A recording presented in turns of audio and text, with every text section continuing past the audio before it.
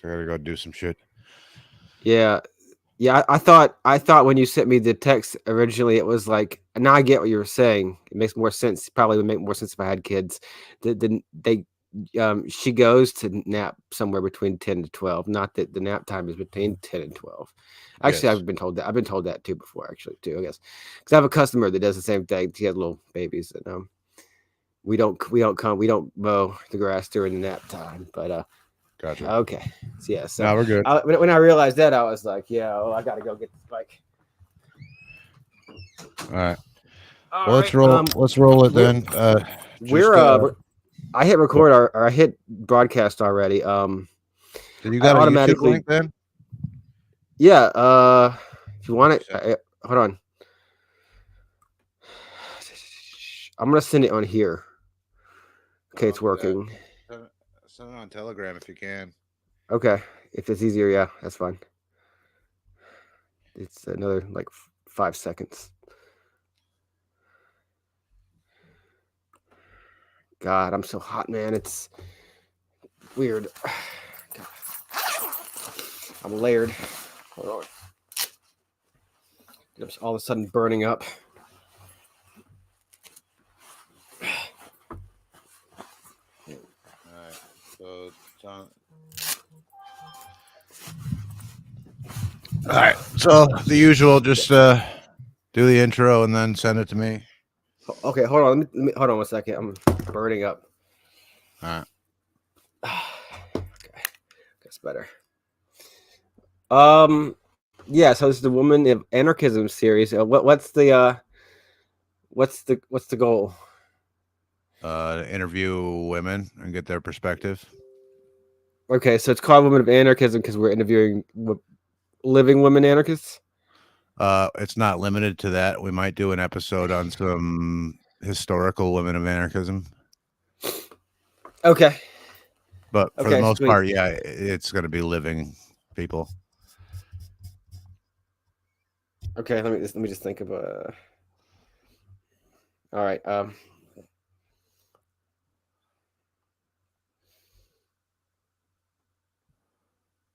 right. 3, 2, 1.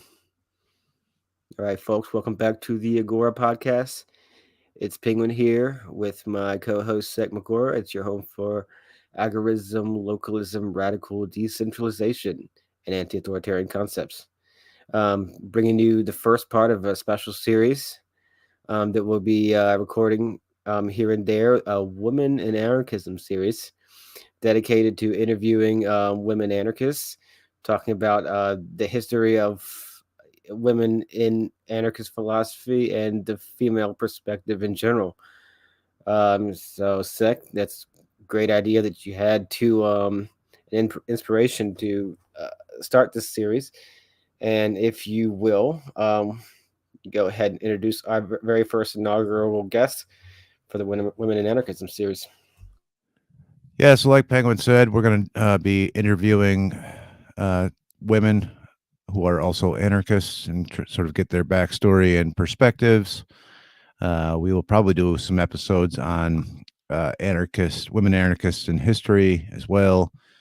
And I figured the best first start would be to bring my lady on. So today we're introducing Resonance, the lady of Sakistan. Here, hold on. Let me pass the mic. Hello. Hey, these are always fun because you guys, of course, sharing a mic and everything. Yeah.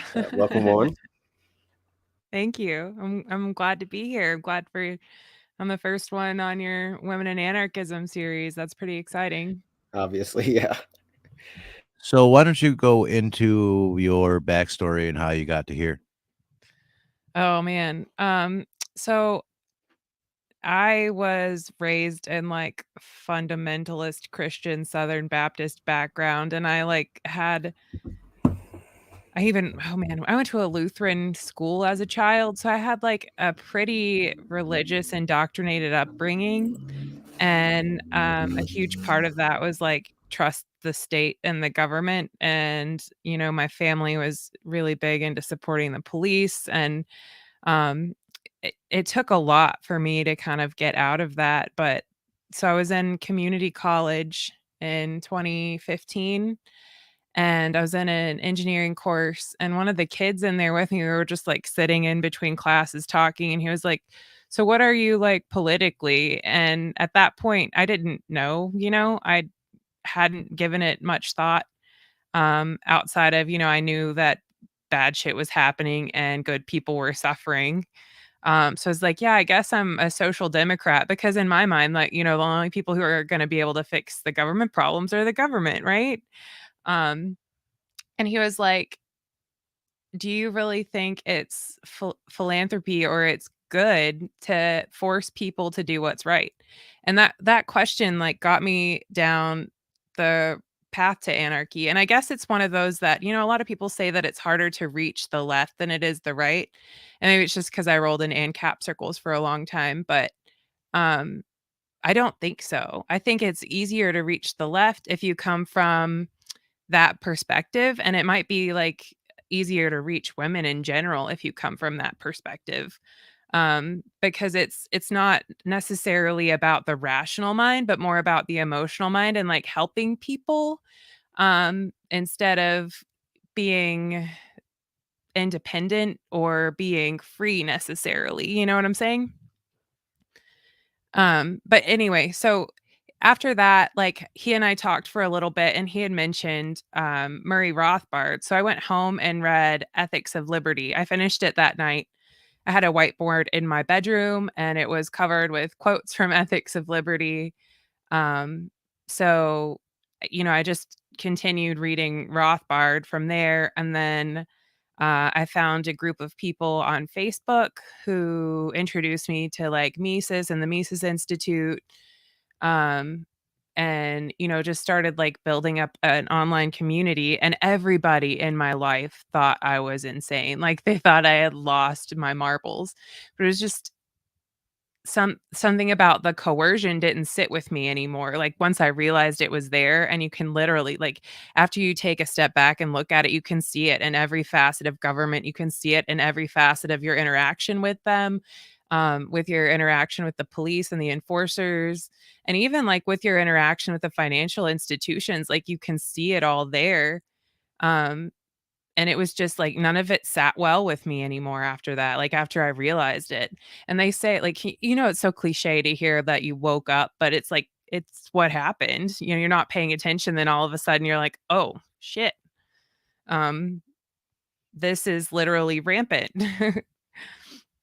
So, after that, like, I spent a lot of time trying to understand anarchy from the textbook perspective.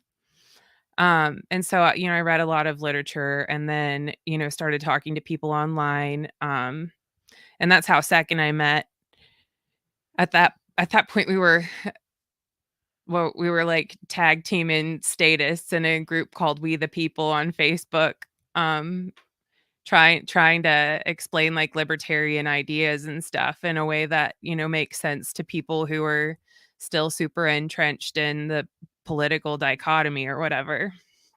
'Cause, like, you get lefties and righties, and they're going at each other's throats, like, there's only 2 ways, you can either be left or right, there's no other alternative, so it's like bringing in alternative ideas or whatever. Um, and then he went MIA for a while, and at that point, I had lived in Arizona, I moved back to Tennessee and was, oh man, working night shift and going to school in the daytime, and most of my anarchy was just online then, like, I didn't I wasn't doing anything much in my real life, working and going to school was and I had a my daughter was 4 and 5 at the time, so it was that took up a lot of my time, but, when he finally moved here, we started a little garden. We were living in an apartment, and we started a little garden in these raised beds they had out back, and we grew enough tomatoes and peppers that we could share them with our neighbors, and, um, then we moved to the spot where we're at now, and we've got, like, huge gardens out back, and we can share seedlings with our community, and, um, around the time when COVID happened, I had, started getting into like herbalism and stuff. And a huge part of that was like just going around my backyard and like trying to identify what plants are there. I don't know if I did that like intentionally for medicinal purposes or just to, help my own curiosity and keep me from going stir crazy at that point in time. Um, but there's like a ton of plants that grow in the back field here that are medicinal. So it's like there's so much access to medicine like around me. And being able to share that and that knowledge with my community is something that is amazing that's came out of the whole pandemic situation. So that and then, starting to make all of our own body care products and, just like whatever I can here. Um, so that we're not dependent on state supply chains for one, and so that we're not constantly bombarding our bodies with chemical shitstorms for two. So yeah, that's like the down and dirty of how I got to where I'm at as an anarchist anyway. So like went from social democrat to internet anarchist to just, trying to get my life and my family's life away from the state as much as possible and put like a big giant barrier in there. So like, we're not as dependent on them getting shit done. We can do it ourselves. Wow, great. Yeah, it's amazing. It's like that. It's another person, another one of our friends that made that leap, and it just goes to show you. I think, like you said, a lot of people don't really put in. A lot of people really are biased against maybe reaching the left or reaching people from that point of view. But I mean, of all people that I'm familiar with, you and Sec, which of course Sec doesn't really come from the same background, but you guys really are about that life and really walk the walk. So I could say it's most certainly genuine. And that was a really inspiring story about how you and Sec met and how you started your raised beds from just a very small thing, and then on to where you're at now. And you have a whole double team podcasts on the DIY kind of subjects and everything. So that's really inspiring. Yeah, man, so when he first came here, I was convinced that I couldn't grow shit. Like I had tried. I killed cactuses, I killed aloe, I killed everything that I ever tried to plant. Heaven forbid, like starting something from seeds. No, that was never going to happen. But like when he came here, like we focused a lot on the getting good soil for one, and then, just planting enough so that if you kill some, it doesn't really matter. But yeah, Yeah, like I some had are always never. going to die. Huh? Some are always going to die, Oh, but you just yeah. gotta be have a redundancy. But and look where you're at now. That's great. Right, yeah, now I've got, like, a whole bunch of plant babies and, some of them die and some of them don't make it, but it's not as big of a deal when it was, like, me hovering over my cactus, like, "Why are you losing? Why are you not or why are you getting, like, wilty on me? What's your problem?"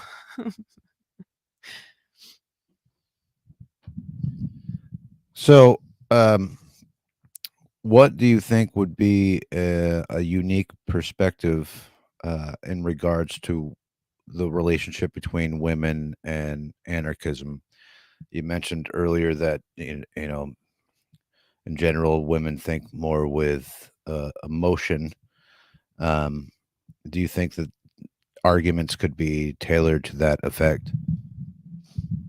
Absolutely, and I make this argument quite a bit because a lot of the people who are most outspoken in anarchy are male. And a lot of times they say shit like facts over feelings, which, I don't disagree with that, but I think it's another false dichotomy because nobody's asking you to put feelings over facts. We're just asking you to present facts with feelings in mind. Um, so if you're going to say something like, you want to talk about single moms and the stats around single moms as an anarchist, um, like keeping in mind that the audience that you're talking to could be hurt by the words that you're saying is probably like going to help you make some or like, instead of burning the bridges, build some bridges. Um, and I think there are a lot of single moms and anarchy and motherhood is another. unique perspective that often gets overlooked. And I think a lot of women become anarchists because of the effects of state on our children, and the public education system and its effects on our children. So, like, getting away from trusting the state as the primary caregiver for our children. And that's something that's been pushed really big, especially in the last few decades, is moms are supposed to give up their kids at, 6 months or whatever back to daycare and then go back to work. And then after that, it's someone else. Their children are literally someone else's to raise. And, the minute they step into kindergarten, that's the state if they're going to public school.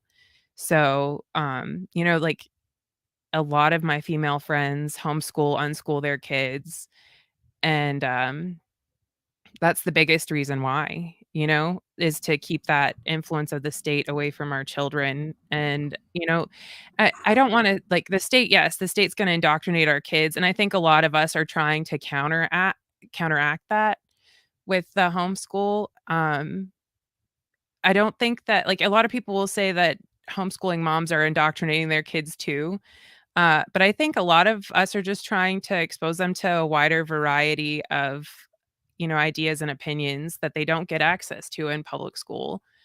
Um, and it's not, like, sometimes it's the religious homeschooling that gets that bad rap and it, like, gets spread across the board. But I don't think that, the anarchist moms who are homeschooling their kids are, pushing anarchy down their throats or anything. But I think that they're giving them access to ideas and stuff that they're not going to get access to in public education. The revolutionary kind of thought, or the, alternate histories, and, the things that public education just tries to pretend it doesn't exist.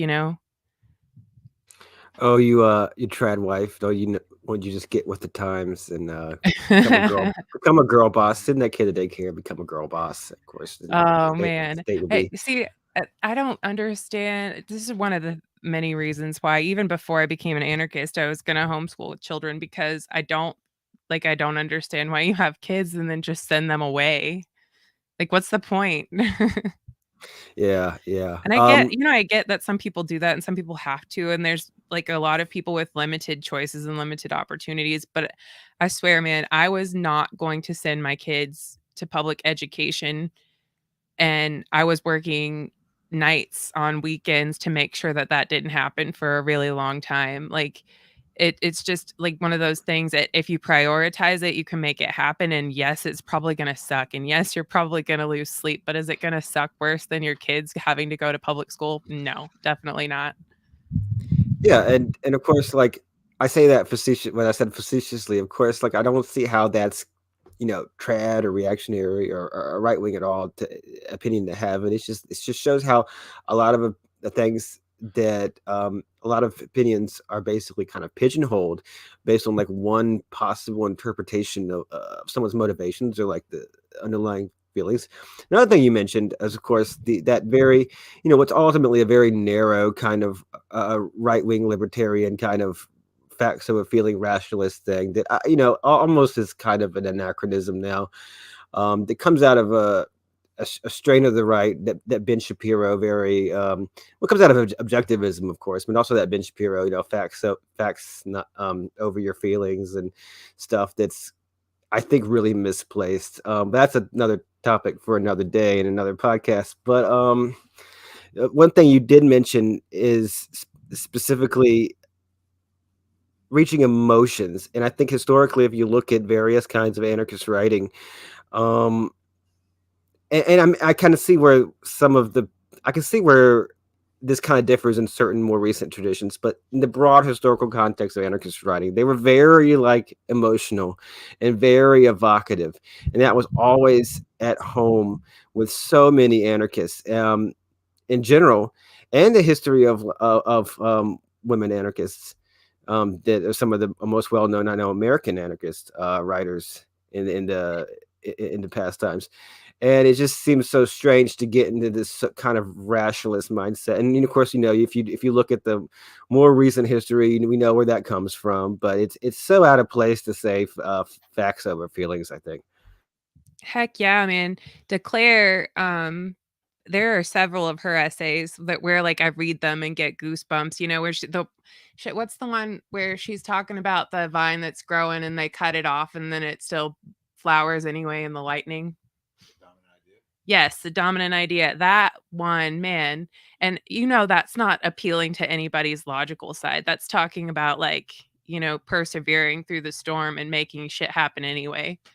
But yeah, I definitely get that. And I think that a lot of the historical women anarchist writers were really big on emotional appeals. And shit, I mean, the men too, but since we're talking about women, but definitely declare, like you can definitely go through and pick out facts from the things that she writes, but she writes it in a way that she's trying to appeal to your emotions.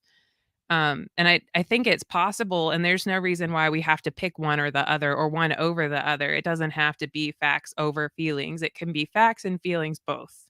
You know what I'm saying? And when someone like presents a argument that's, based in emotion, they're not inherently presenting feelings over facts. If you look, you might be able to find the facts, but it might be something that's, not as in your face as here's the statistics that the state gives you on why X, Y, and Z things are bad.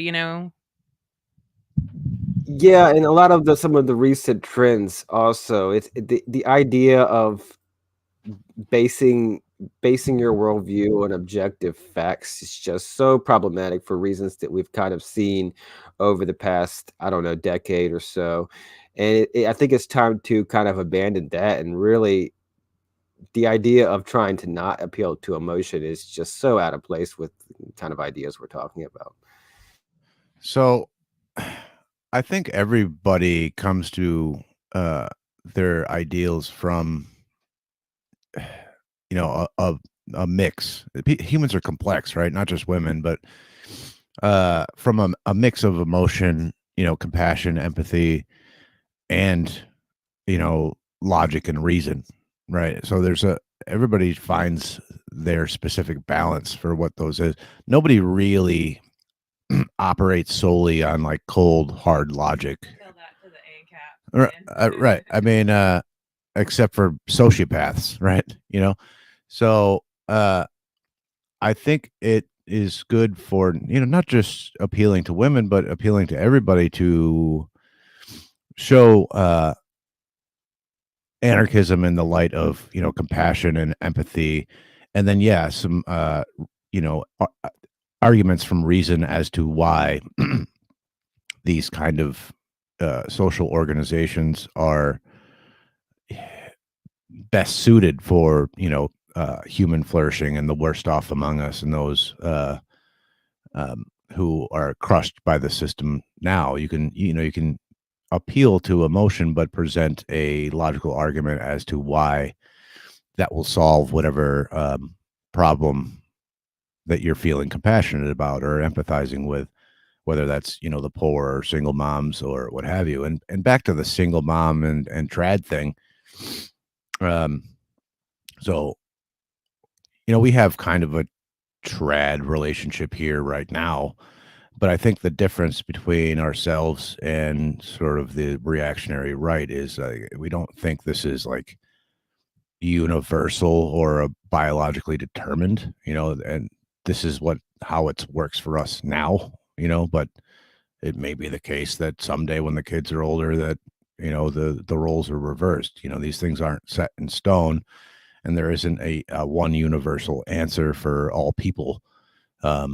People have different kinds of roles and a division of labor that suits them in their own relationship. So I think that's what differentiates our living situation with sort of the traditionalist or what have you. But back to the single mom thing. So parenting is hard. Parenting with two parents is hard. So parenting with one parent is, and you have to work, is, unless you're like uniquely wealthy or something, is extremely hard. Whether you're a single mom or a single father. Now, uh, certain, trad types like to shit on single moms specifically, right? Um, and they'll say that that situation is the result of the state and breakdown of traditional values and what have you. But one could imagine a situation where, absent the state, we have various support networks for single parents, based in the community and your the broader sort of social order, where it wouldn't they would have single parents would have the support from extended family and surrounding community, to where it wouldn't necessarily be so hard and such a problem and what have you. So again, I think even the sort of trad's problem with single moms again comes back to the state rather than a sort of culture. I don't think there's anything inherently wrong with being a single parent, for obviously, but it is definitely a two-person job, and when you're doing a two-person job with one person, it's just that much harder. So, Resonance, you want to expand on that? Do you have any thoughts on that? Yeah, definitely. Like, thinking back historically, women have had groups of other women in their communities. So whether that's their family or local friends or, girls that they grew up with, and the state has worked really, really hard. And I don't know if it was like intentional or a byproduct of all of the other shit that they're doing to get women in, or, just humans in general, in a spot where they're alone. So that if something happens, they're going to have to be dependent on the state.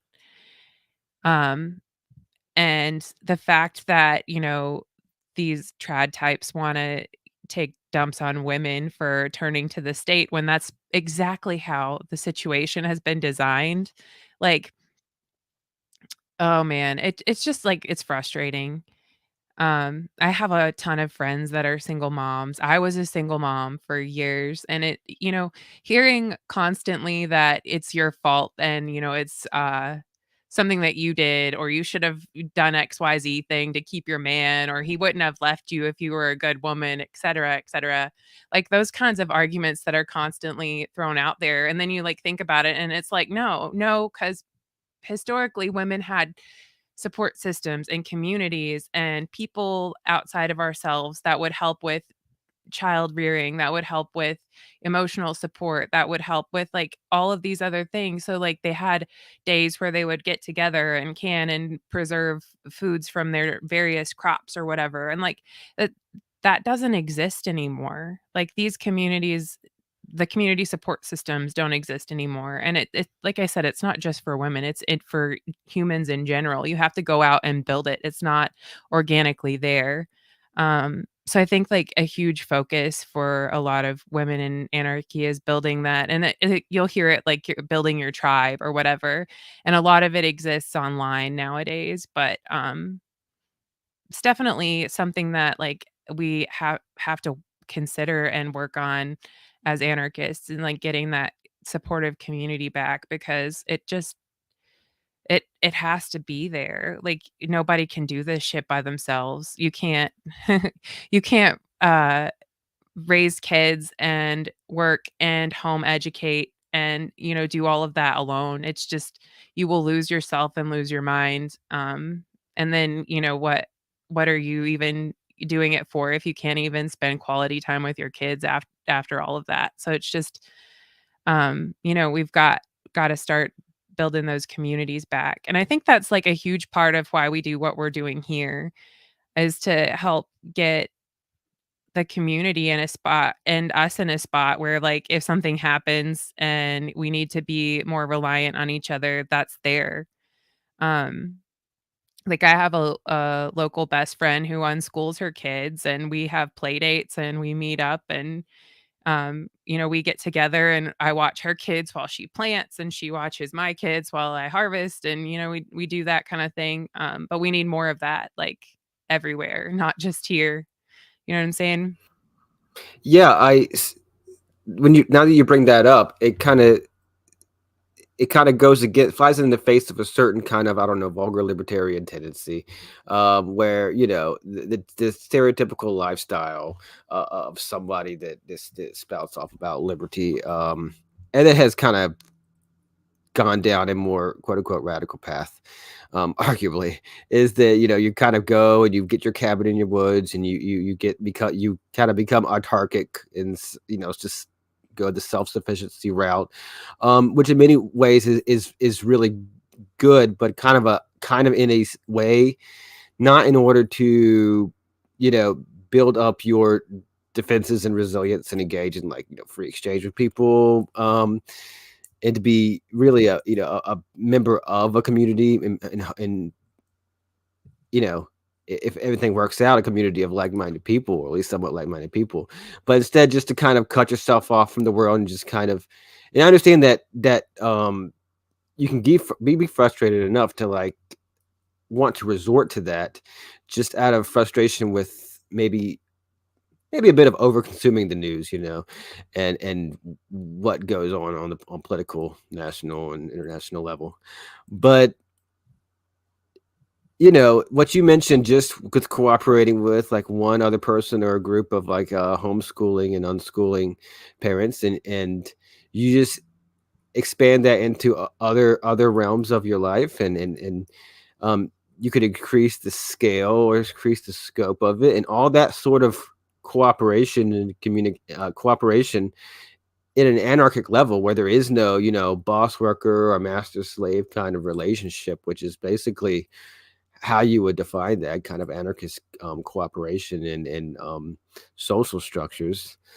Um, and even for people that weren't philosophically or political anarchists, that's just comes naturally to kind of those kind of structures, um, especially when you are eschewing very hierarchical, top down, heavily organized and political structures like the educational system and others, especially nowadays. um but I think part of me wants to say that there is something very male about that kind of go out and live in the woods and become totally autarkic kind of not worldview, but kind of a wish, is throw your hands up in the air and just get out of everything. And I understand that you might be in a place where things might happen in your personal life that might kind of drive some people to actually do something like that. But I think when you look at kind of stereotypical non-hierarchical kind of anarchistic um cooperation in communities, I think that's the kind of thing that's even more appealing to women in general, just based on the realities of life. Um, and that's something that I think should be really emphasized, because, like you mentioned, raising kids and running a household or homestead or anything like that, not because it's trad, because that's just what women naturally end up doing, like Sex said, with the division of labor. That's just something that really, this kind of role developed in a very cooperative context. Like, I'm sure a lot of people would know. And the idea do to carry that burden all on your own, and for every woman in each household or each homestead to carry that burden on their own for each household is pretty ridiculous. It'd be crazy to run like an economy like that. It would also be pretty crazy. It's also crazy to expect women to that that lean towards that, a lifestyle that's in some ways, domestic and agricultural and child raising. It's crazy to expect them to do that as an island.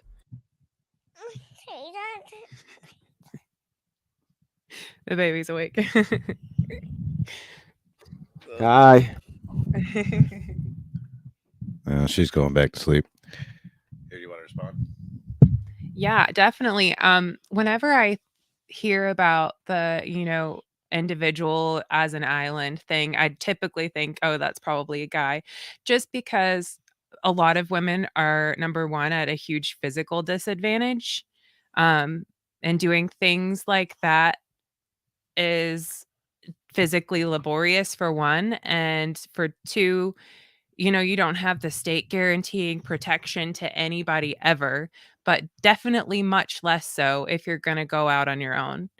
And there's something about, like, the numbers game when women are thinking about personal safety, like being with a larger group, especially a larger group of women, is going to be safer than being out by myself. But and on that note, stay strapped. Like that's a huge part of autonomy and self-reliance for women is self-protection. Um, and I mean it is for everybody, but a lot of women don't think about it like gun ownership. It's a very right-wing thing in a lot of circles. And I think it needs to be very marginalized and very yeah, anybody who's a potential victim needs to be thinking about it, and I think it should be more of, like, a liberal thing, more that we hear from the left wing talking about, like, arming people, but specifically, like, it in our context, talking about, like, women and guaranteeing your own autonomy and self-reliance and being dependent on yourself. Being armed is definitely important, and I think a lot of times, like, we don't see, the women as an island because it's just like that that's always, I mean, it's always in the back of my mind, like, what if something happens and it's just me and my kids here, like, what am I gonna do, you know? And being armed takes a huge part of that burden off of my mind, but it's still always there, you know? And I don't know that I mean, I know that men have the same concerns, but it's probably far less with the physical advantages and with regards to strength and you know, just the fact that you're a man means you're probably less likely to be attacked in the same kind of situations. Um, if that makes any sense at all, Yeah, I don't yeah. know. Well, I mean, okay, if we're gonna be all trad and talk about like, traditional divisions of labor, the man often has to go out and leave that home base area. And yeah, I mean, he is vulnerable in the sense that he might be dealing with strange people in strange places. So there's a certain vulnerability there. But then the woman, I mean, just looking at your lifestyle, not saying that's the only lifestyle there is to be lived, but you know, I think I'm all for living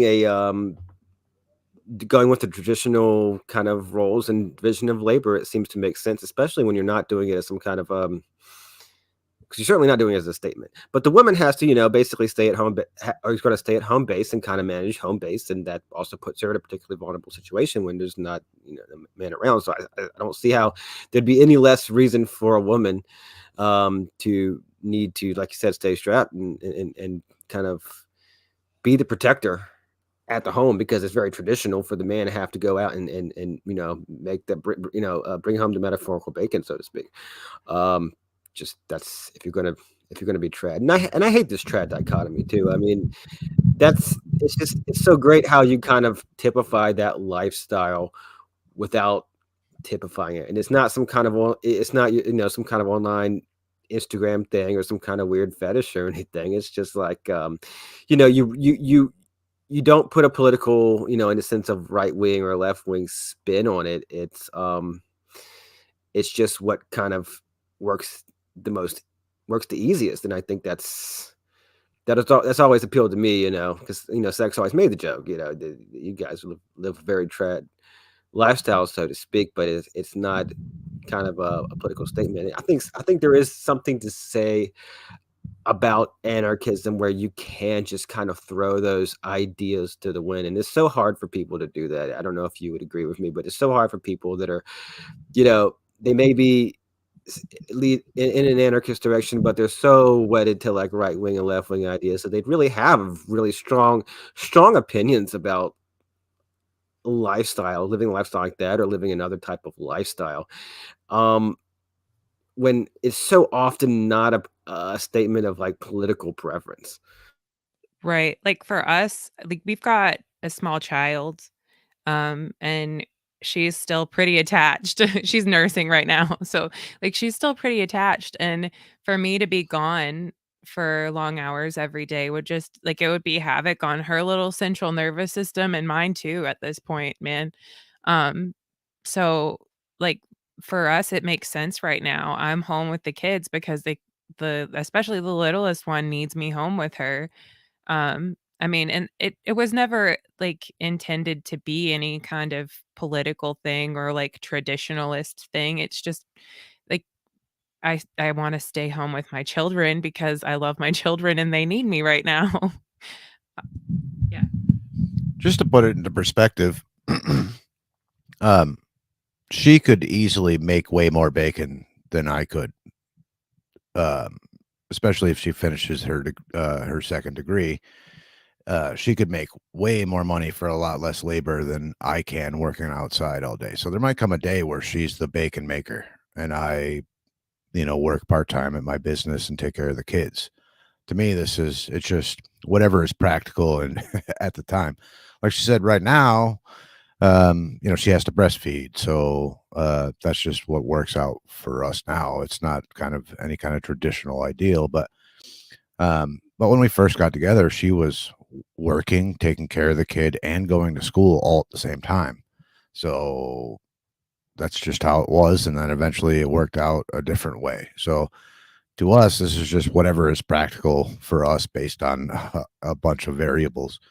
Now we're fortunate enough to where I can make enough money to where we only need, one income for now. So it works out that way, but that's all there is to it. It's just practicality and what works for us right now. Oh, let me how do you think that resonance? How do you think that now you had kids before you were an anarchist, but how do you think that's changed your perspective on anarchism? So, when I had my first daughter, I was in oh man, I was in like this weird religious cult and it was all about like raising your kids to be good, quote unquote Christians and Christianity is a huge topic and there's several sects within it. So being a good Christian isn't really like inherently a thing. Um but like that was my goal with her initially. And that has like a huge emphasis on obedience. And that definitely has shifted immensely becoming an anarchist because I don't want my kids to just do what I say because I said so anymore. Um, I want them to question. I want them to ask why. I want them to understand going into things, the reasons why I'm asking them to do things as opposed to just doing it because mom said, because they're afraid of how I'm going to react if they don't. And like my childhood was a lot of that, like, just fear, afraid of the trouble I was going to get into, the punishments I was going to have. And like ending that. I don't want my kids to be afraid of me. I want them to be able to have like like the serious conversations with me when they're older. I want them to not be scared of the way I'm going to react if, they break something or spill something or, all those things that, like I spilled milk when I was a kid and I got put in timeout or, I got a spanking for doing XYZ thing. And I don't want my kids to have that. I don't want them to grow up with that trauma, I guess. And I don't know, like some of the things were pretty traumatic as a kid, but I don't want them to have those same experiences. And like it frames the way that you view authority um like hugely because just blind obedience to teachers, blind obedience to parents, blind obedience to cops, and you're, like, given these things that you're supposed to do your entire life, and then one day you realize that you've been doing them, but never asking why, and then you find out that the why is so morally abhorrent, and it's just I don't want them to have that realization at any point. Like, I want them to know their whole life why they're doing what they're doing and making the decisions that they're making, and that they're not just blindly following authority. They're not just being obedient for the sake of obedience. They're doing what they're doing by making moral choices with their own agency, and they're capable of doing that. So it's a huge difference from when I first had my first child, or when I was even a kid myself, to where I'm at now as a mom. Um, and I know for a lot of anarchist women, that's a big deal. Like, you'll see it, in groups, and it'll go around even on Twitter too, like, about, being so like, against spanking your kids, against, the gentle parenting movement itself. And that's, like, a huge, push from a bunch of women anarchists. And it's not like permissive parenting. We don't want our kids to just do whatever. I don't wake up and let my kids eat cookies for breakfast and walk all over me. Like, I don't sit there and let them punch me in the face and, clap with them for it. But I'm not gonna like hit them back. I'm not gonna yell at them for it. We're gonna talk about why you can't have cookies for breakfast. If they're not young enough to understand, we'll offer them some healthy alternatives. Um, if they hit you in the face, we're going to tell them we don't accept that kind of behavior and get up and walk away, but we're not going to yell at it, or we're not going to yell about it, and we're not going to hit them back. Like, just trying to. And it takes a lot of emotional growth as a parent to to be able to do those things sometimes, man. And I still have times where I like raise my voice, and then I feel like shit for days, and I like have to apologize, and we have to sit down and have a conversation. Cause yes, moms get overwhelmed, and we fuck up too. So, but that's definitely one of the biggest things that have changed in my perspectives on parenting in relations to anarchy, because I don't want my kids to have that so fucked up relationship with authority that I did. Yeah, I think that's one of the most remarkable parts of this side of like anarchist ideas. So the kind of people that come out of libertarianism, kind of, and anarcho-capitalism. We can put all the arguments aside. Either they're sectarian or just anarchists aren't anarchists, and I I couldn't tell you how little I care about that whole kind of debate these days. But the one of the most remarkably, genuinely, truly, and most deeply felt like sub movements or like tendencies to come out of these people is like the peaceful parenting movement and unschooling in homeschooling, but all in conjunction, and all this stuff about families and kids, and how heartfelt they really are about that. And say what you will about other ideas that they may have, or if they are so fleshed out or not, these seem to be some of the most fleshed out and the most passionate things that I've seen, like, you know, historically over the past, half a decade from this crowd. And obviously that's one of the places where clearly one would expect, and I'm sure it's true, that like women have led the way on that. And I think there's just so much of a role. It's just not a politics. Say what you about other political tendencies. I don't really know. And it's a crazy concept, but this is a kind of a politics where I just think women 100% have a hugely crucial role. I mean, like an equal role just by definition of what's contained here. Definitely. I guess, probably 9 times out of 10 when I see someone making, like, a peaceful parenting, anti-spanking argument, it's coming from a woman. And, they they will defend that argument like no other. And I've seen so many people get so upset. It's just like one of those things that's been super ingrained, like, you have to hit your kids so they respect you. Um, and I think that a lot of people just internalize that, and so they identify with it, and if they, spank their own children, like, they start to feel like you're calling them an abuser or whatever, when inherently it's not. Nobody's, like, personally attacking them, but pointing out that, there could be a better way to get those ideas across, and your kids don't have to fear you, and you don't have to physically hurt them for them to hear and understand you. Um, and, you'll still get some people who say, "Oh, well, not all kids are that way." And I get it, man. My first kid was easy, super easy to peaceful parent. I never had a problem peaceful parenting, like sitting down and having a conversation with her. And the littlest one now is the polar opposite. She will not sit down. Yeah, she's feral. She will not sit down and listen. Um, but I'm still like, I'm not gonna raise my hand to her. No, we will figure out an alternative. We'll redirect. We will look elsewhere. We will find something else to get her attention, even if she's not gonna sit down and listen, but I'm not gonna let her engage in dangerous behavior, and I'm not gonna hit her to, deter her from engaging in dangerous behavior. We're gonna do something else.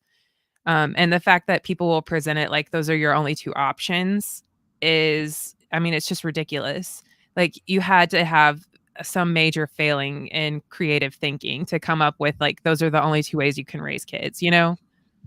Yeah, and often in mainstream culture, really nowadays, you really see basically spanking and kind of physical punishment really on the decline and really kind of look down upon. And do you think this could be maybe, the whole concept of peaceful, because you got to parent somehow. There's got to be something there, right? And so, and it's quite difficult. So, do you think this can maybe be some maybe sort of inroads into people not of your philosophical and or political bent, where it's totally in line with your so to speak, ideology.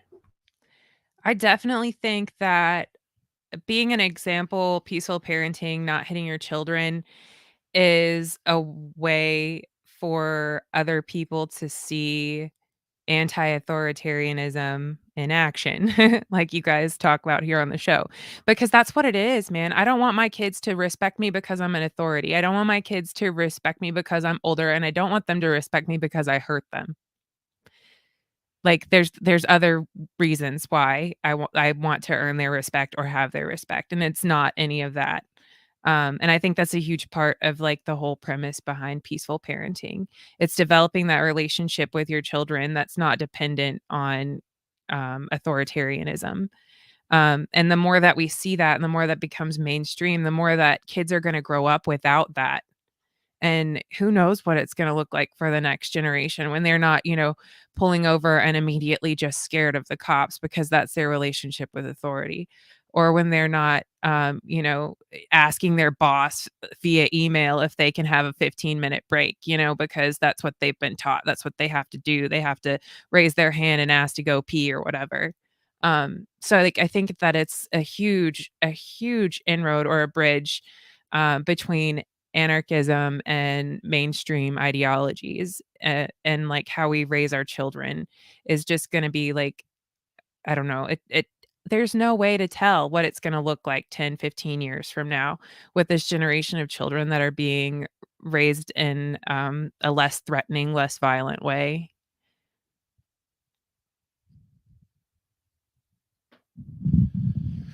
So, some people who um, are proponents of peaceful parenting would say that this is a strategy to achieve an anarchist or libertarian society.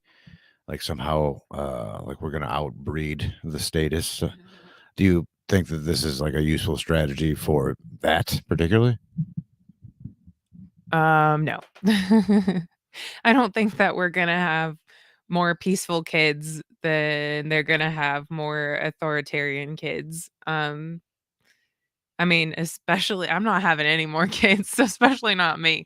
But I've seen lots of anarchists who have like, 7, 8 kids or whatever. And even then, like, yes, what you're doing is great and it's gonna be fantastic for their prospective communities when they're older.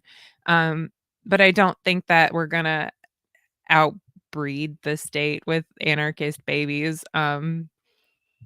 However, our ideas are contagious, and the more children are raised outside of public education and we see them excelling, the more children that are raised in peaceful homes and we see them excelling, it's just going to be, uh, I guess, an example for everybody like else who's I don't wanna say they're gonna be struggling, I don't know, they might be doing just fine. There are lots of people who were raised in authoritarian households who are doing just fine now, but who knows where they would have been had they been raised in a spot where they weren't, like, chronically scared, you know? And I think that's, like, the biggest reason for peaceful parenting in general is just, like, so that your children will grow up in a world where they're comfortable expressing themselves and they're not afraid of the repercussions from their parents, you know? Like, society's gonna give them enough pushback, they don't need it in the home too, like, especially not violence, so, um and then I know that, like, for a lot of people I'm not against violence when I say that, it's not what I'm saying, I'm just against violence against your children, you know? Violence against people you love, like, you can find other ways, and it's not like you're defending yourself from a toddler, you know? Like, violence has its place, it definitely does, that's why I said stay strapped, but violence in the home is a completely different topic. Violence when it's not necessary is a completely different topic than, defending yourself or, yeah, the Yeah, other good uses for violence. yeah. I think this is going to go full circle, but we were we were talking about spreading ideas and kind of different perspectives on kind of anarchist ideas. And obviously, while even the conservatives can't outbreed the left, so I don't think there's any idea that there's going to be kind of outbreeding anyone going on. I think so. You see with younger generations, I think people are having certain ideas where they're kind of questioning some types of authority and maybe tradition in the way of like civic tradition and just the way things are, whether it's ec- economic organization, social organization, and even the state itself. Um, but obviously, most people coming from that go in a very different direction than you or I or Sec. But there's something there, and I think a lot of that, of course, has to do with youth. I mean, there's a certain amount of people that will go in ask radical questions, but eventually, quote unquote, grow out of it. But that youthful, so that youthful kind of thing where you are kind of questioning the economic and political realities, but ultimately kind of embracing the state in this very kind of social democrat way that I'm sure you're very familiar with.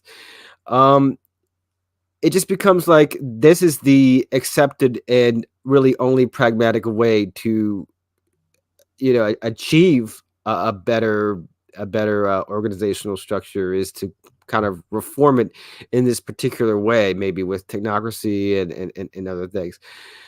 But speaking from experience, do you think that maybe women could have a based on the things that we've talked about previously in this conversation, do you think they'd have a better way to kind of maybe reach people and kind of overcome that tendency to kind of go in one particular direction, which is kind of that reformist, maybe technocratic, maybe kind of rationalizing and centralizing direction? That leads a lot of people to ideas like social democracy and others. Yeah, to be completely honest with you, like, a lot of the women that I talk to have come from social democratic backgrounds, um, and I think that it's a lot of youth, and then I think that a lot of them, like, the social democrats themselves are female, like, because think about I'm gonna say this, I'm gonna get so much shit for this, but, so traditionally in Western culture, I'm gonna say, it's been for the past, 100 years, we've had, like, nuclear families where a woman is dependent on a man financially, and we're starting to drift away from that, right? So we're starting to get to these, like, weird mixes and, everything is working differently, and women who have been traditionally protected by a man are looking for that protection from somewhere else, right? And instead of looking to themselves for it, they're looking to the state because they've been told their whole lives they're going to have, the cops protect them. They're going to have, food stamps from the government and like all of these social programs that are there for those specific purposes. But it's just like, okay, so if we're going to build up those social programs, like who are we relying on to build them? And it's one of those questions that a lot of people don't personally ask, or if they do, they don't think about it to the full logical conclusion. Like, would I hold a gun to my neighbor's head to feed my daughter? Hell yeah, I would. But would I, I mean, oh, that was probably a shitty way to explain that because I definitely would hold a gun to my neighbor's head to feed my daughter. But like en masse, is that morally acceptable? I No. I I I tend to think that women of your or our political bent would be much better, I don't know, ambassadors of those ideas and these kind of topics than a lot of men. And I think that we need more people that are kind of, can eloquently kind of tackle the issue and You're approach it from you're different right. directions. You're We right need that about more of that that because perspective for sure. when you've got a when you have a man telling you, "Oh, you just need to learn martial arts and carry a gun and you'll be fine."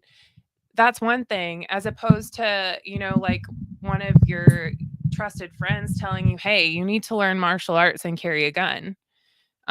So like some random internet asshat telling me I need to be safer by doing XYZ things is completely different than a woman that I trust and know telling me that I need to do XYZ things.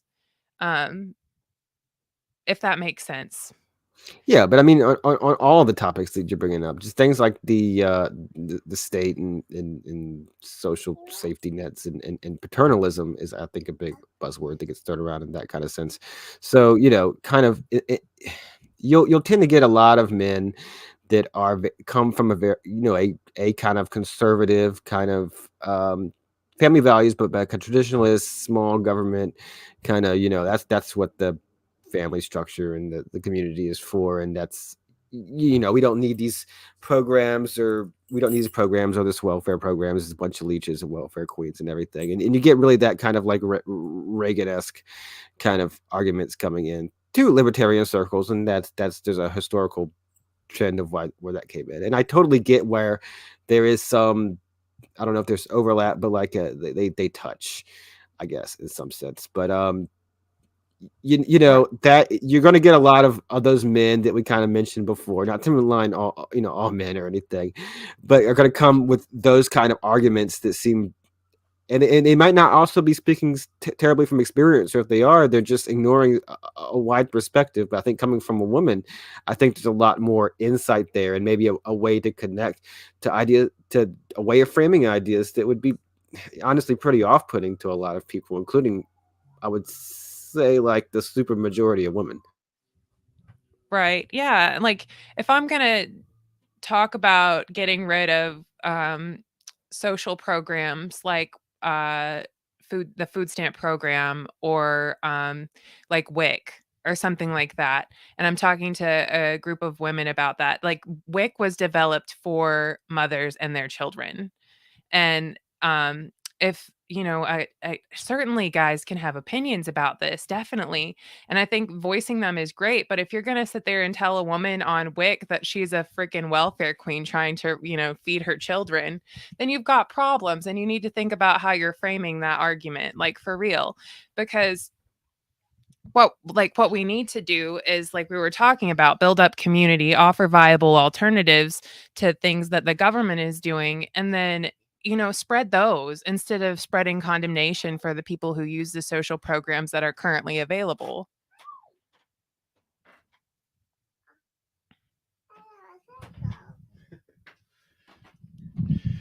So, I agree with what you just said. It's not enough.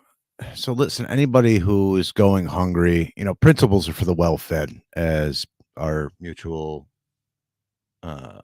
favorite musician, Pat the Bunny, said, principles are for the well-fed. So um, it's not, you're not going to convince very many people that who are, going hungry or living paycheck to paycheck or trying to feed their, or worried about feeding their kids, that they shouldn't, and they're morally wrong for taking advantages of these services, when a lot of these problems are systemic to begin with. And the state has crowded out alternatives to these sorts of institutions that could be more community based.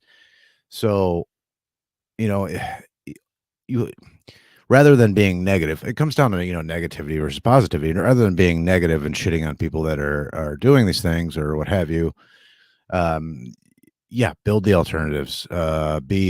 Show reasons, how this could work differently, and try to explain to things like, look, I understand. Try to come at it from like a place of empathy, I guess. I don't know.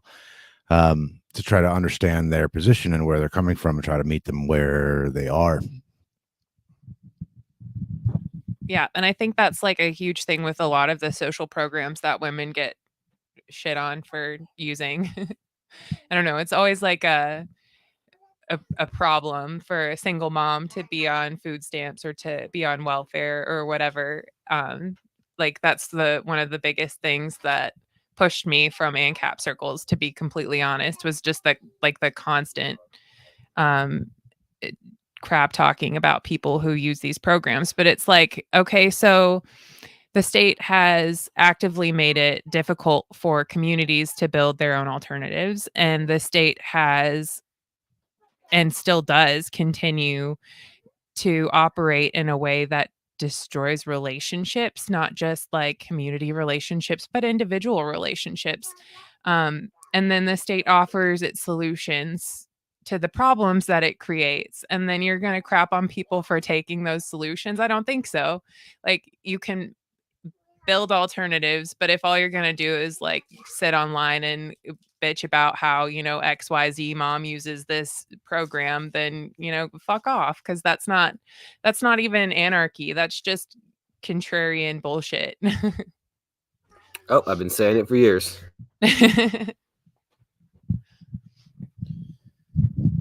So, probably, one or two more questions, and we'll wrap this up because it's nice out and I have things to do. So some, it's a common trope or belief that there's hardly any women anarchists. Some people make the joke that if you find a women anarchist on the internet, they're probably a federal agent. And you and I have made the joke that, if you're a federal agent, you're probably the world's most dedicated federal agent. So why do you think there's the perception that there is none or hardly any women anarchists or libertarians? Oh man, they don't roll in the same circles. That's all I can say. Cuz for years I was convinced that I was just, one of the guys, and I didn't have very many woman friends, and it was just like thought that I had was just, oh, I just don't get along with women. But I changed that perspective and started actively seeking out women in like online communities and in my real life communities who do what I do, man. It's not even like about their gender or sex per se, but about like people who are interested in the same things that I am, like herbalism, medicine making, unschooling, peaceful parenting. So like I started looking in those areas, and now I have way more women friends than men friends that I talk to on the regular. Like I found my besties there. And then, Ray, of course, which I met her through y'all's show, kind of in a roundabout way. And then, like all of the, if you guys ever, any of your listeners ever listen to Let's Make Some Shit, the podcast that I do, a lot of the people that we have on there are women. Women who like talk about things from, baking bread to curing themselves of diabetes, and we've had BJ on from y'all's patron who's talked about like making her own jerky. So like, I don't know, it's just when you start to look in the areas that we've been talking about now, you're more likely to find um, those women who are interested in those kinds of things. And like sure, yeah, a ton of women are interested in self-sufficiency and like building their own homestead and animal husbandry and all of that, and I'm sure that you find plenty of women in those circles, but a lot of women are also interested in raising their children in the best way possible, and learning how to teach themselves, and it's just, I guess, that shift in perspective was a huge thing, as far as discovering that, hey, I guess there are a ton of women in anarchy. And you know what? There might be an even number of women and men in anarchy. Heck, I might even say there's more women in anarchy. I don't even fucking know at this point. There's just like, I don't think that anarchy is an idea that's related to sex or gender at all. Maybe just some parts of it are more appealing to women than men. So do you think part of it is a lot of anarchist circles are like toxic, unfuckable dudes? And so women kind of like avoid them like the plague and don't feel comfortable in those spaces? Don't say the I slur, Sec. Don't say the I slur. I'm not gonna say it either. But yes, I agree. I mean, that's a huge part of why I don't call myself an anarcho-capitalist anymore. Just because everything that could possibly go wrong in those groups somehow gets blamed on single moms or women in general. And I don't know if it was just the ones that I was in, but I was in quite a few, and it was always something that they're looking to cast blame, so it's got to go on some of the most struggling people in society, single moms, of course, right? Like, why not just blame the people who decided to show up and step up for their children for the world's problems? Yeah, I But totally yeah, I agree, and I totally definitely see.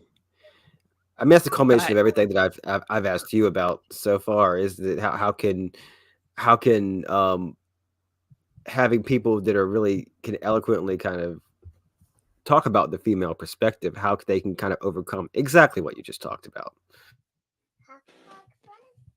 Right, like, I just left them. And I think that's what a lot of women do. They just step out. And so if you're in circles where there's not a lot of women, you might want to check the I, I don't even want to say the word. Yeah. Like how much of it is shitting on women, because we're not going to stick around if that's all you do is just talk about how terrible women are all day. And it gets really bad in certain spots of Twitter too. So like I'm not on there very much, because sometimes like I'll just like scroll through and I'm looking for the people who are baking their own bread or posting their wildflower photos or whatever. And you see like, oh, here is this woman doing XYZ thing and she showed up at this place. And I don't know, it's just like a lot of hate on females in general. And I know that goes both ways because men get it too, but I just mean like in Liberty Twitter circles and Liberty Facebook circles and social media that's catered more towards libertarianism and anarcho-capitalism, you see a lot of that. Yeah, I mean, I can just empathize about where I'm coming from, where I've kind of started from a position where I really rejected exactly those ideas, and then I've like horseshoe theoried all the way back to basically anarcho-capitalism the long way, if that makes sense, just to avoid basically falling into the trap of basically being like I hate the state, but I'm reactionary also in a very simplistic way, and in a way that I mean would turn off a lot of people, but I would especially like for the reasons you listed would turn off women. Um, and so I think we need as many ambassadors of those ideas, and just like with this podcast where we really go into a lot of like I don't know heady topics and history and quote unquote theory and stuff, but we still try to stay firmly rooted in the DIY. You guys, you and Ray with your podcast really go heavy into the. I mean, it's all a DIY podcast, which I really don't see it very appealing to a lot of women. And I want to generalize all that, whether they want to sit around. I don't know if I really can think of any that that really enjoy sitting around too much talking about theory at all. So I think that DIY perspective, as cool as it is and as rad it is, and as much people like that content coming from us, I think that your audience, especially like a women heavy audience, but not solely women only audience, I think that way of coming at things is such a great vehicle to reach a lot of women. Right, because you get without making a girl podcast, as much as I make a joke, without making a girl only podcast. Right, yeah, and I think that, man, introducing topics like self-sufficiency based topics is a great way to just appeal to women in general. And so that's what we try to do, is like introduce the topics and how to do it yourself. And then sometimes we'll include the why, and the why is usually like self-sufficiency, to put some insulation between yourself and the state, to make sure that you have your own local supply chains and you're not dependent on state supply chains.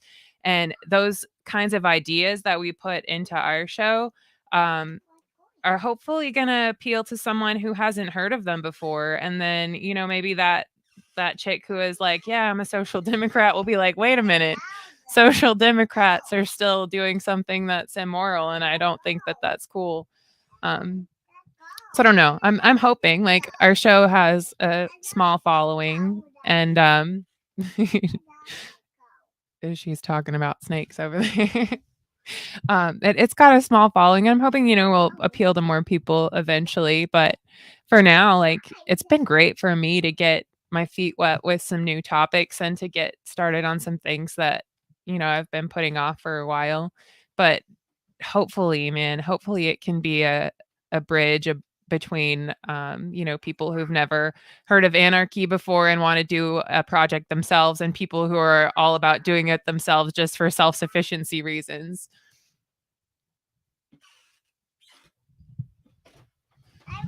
All right. Well, before we wrap up, do you have anything that you'd like to add from either your own individual perspective or, as a woman anarchist?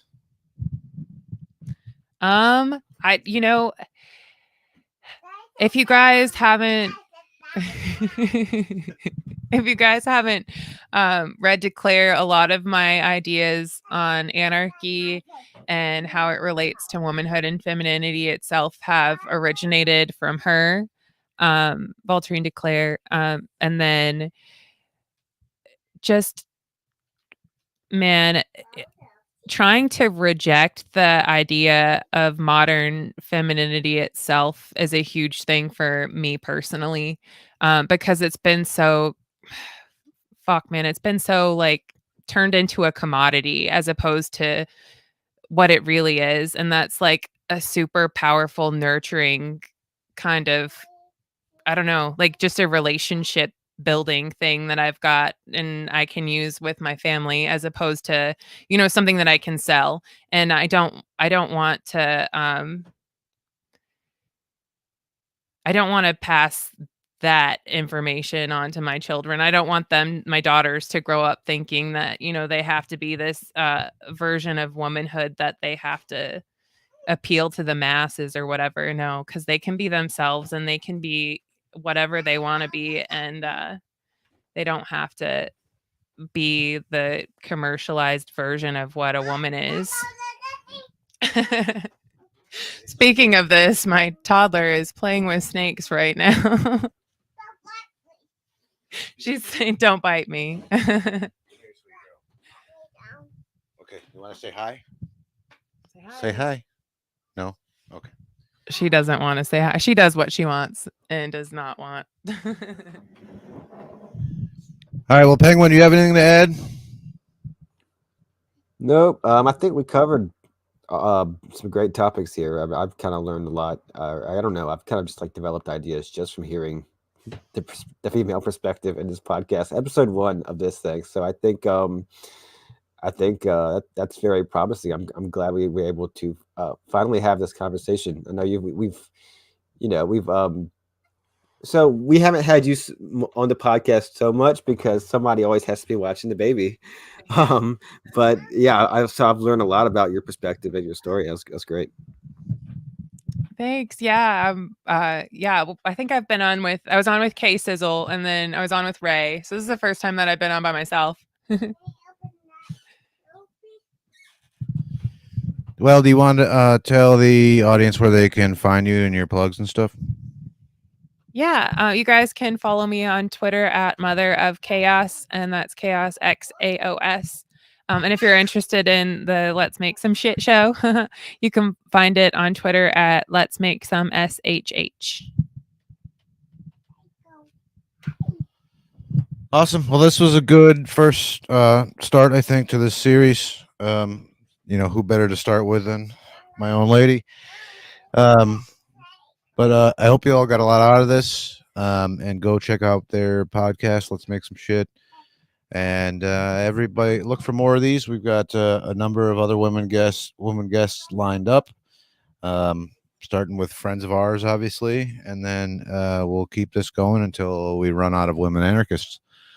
So everybody be excellent to each other. River, do you want to say? Oh, shit, edit that out. Baby, you want to say bye?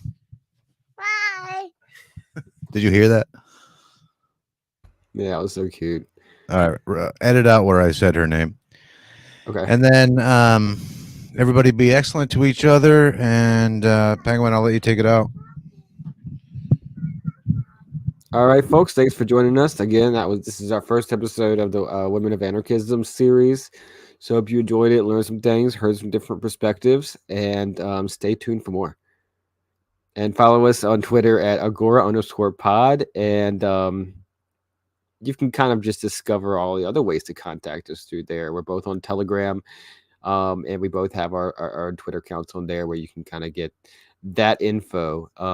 We have a podcast, a normal podcast listeners Telegram feed for our episodes, and one for patrons only. Speaking of which, please become a patron and send us money. You can find out more also by hitting us up on Telegram or the Twitter. So we look forward to getting in touch with you. It's totally free. We love to interact with you. We hope to hear from you soon. Stay tuned for more content.